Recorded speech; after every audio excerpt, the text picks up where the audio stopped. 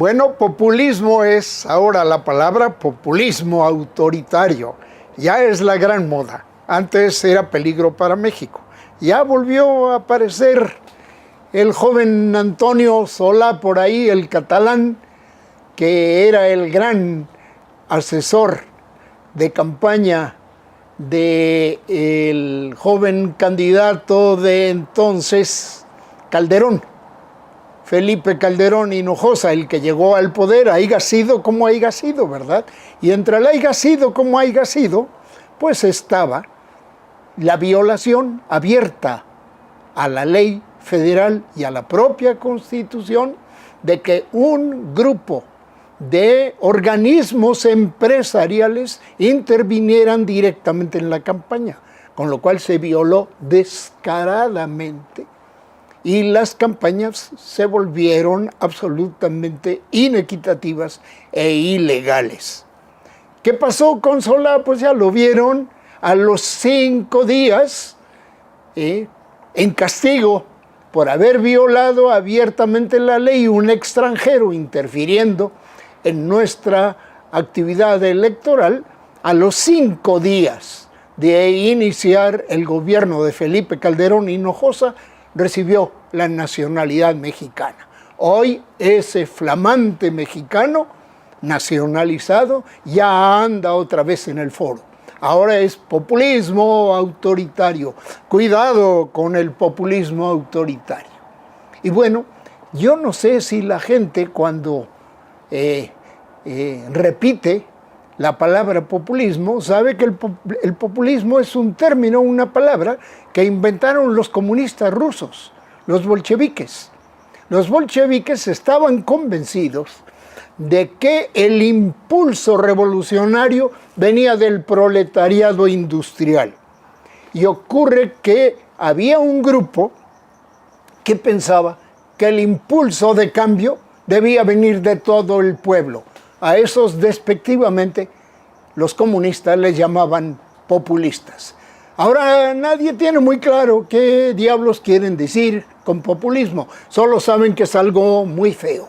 Para los economistas sí tiene una connotación. Los profesionales de la economía llaman populismo a la acción de un gobierno que gasta más, sobre todo si lo hace en programas sociales, gasta más de lo que ingresa. Y bueno, veamos lo que está pasando con el país. Hoy estamos llegando a una deuda pública verdaderamente increíble que está arañando los 10 millones de pesos. Pero además, en términos de contraste, porque así lo hacen los profesionales de la economía, en contraste con toda la producción nacional, con el PIB, resulta que Enrique Peña Nieto va hoy, cifras oficiales, en un 49.5. O sea, si quieren ustedes, lo digo en términos más simples, la mitad del Producto Interno Bruto es lo que debemos. Y hacían mucho escándalo en los tiempos de Luis Echeverría, cuando efectivamente se disparó la deuda pública y había llegado a 34.3. Hoy que andamos por lo menos 15 puntos arriba, ya llegando a una deuda absolutamente impagable y escandalosa, ahora sí no hablamos de populismo. Creo que es hora de que hagamos mención de otra latitud, otros tiempos. Me voy a referir a Franklin Delano Roosevelt. Franklin Delano Roosevelt llega a la presidencia de los Estados Unidos en una nación absolutamente quebrada. Es lo que se llamó entonces la Gran Depresión. La Gran Depresión en 1930 había llegado a los Estados Unidos y esto no les gusta decir a los actuales dirigentes de la economía y de la política en Estados Unidos, ni a sus testaferros por acá.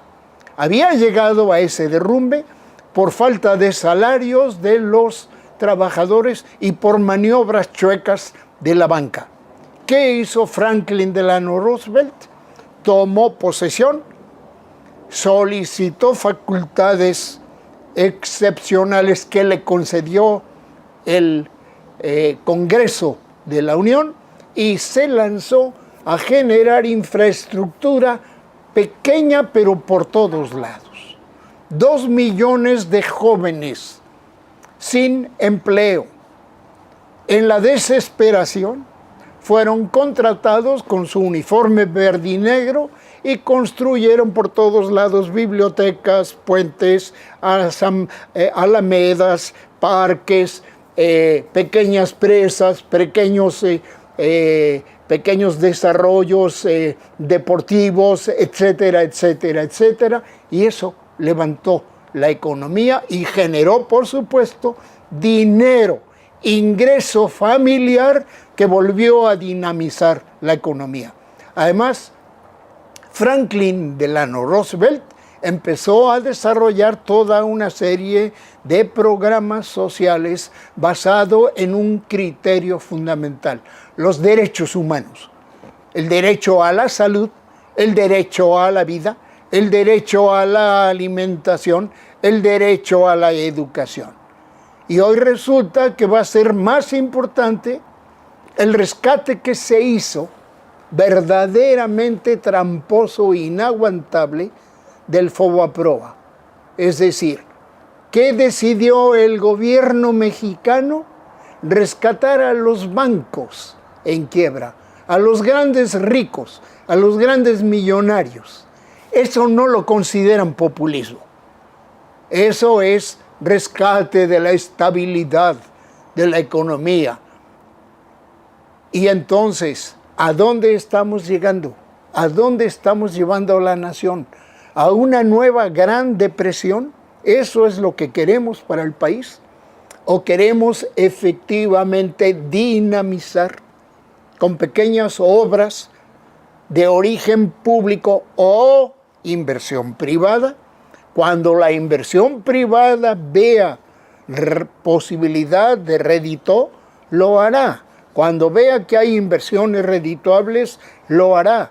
Así volveremos a tener un importante dinamo en la economía a partir de los ingresos de las familias. No está de más que recordemos aquí también, aquí, en nuestro territorio nacional, lo que pasó en 2000 a 2005 en la Ciudad de México, con una inversión pública muy reducida, pero con una enorme inversión privada de Carlos Slim, regenerando toda la parte vieja del centro de la Ciudad de México, que hoy está floreciente, hermoso, muy dinámico económicamente, visitado por los turistas, y se hizo en proporción de 1 a 250 de inversión pública con inversión privada.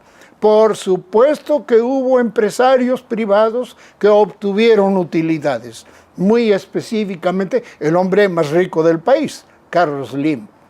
Pero se hizo un gran impulso público con dinero privado y con un proyecto de carácter público. Muchas gracias por su atención.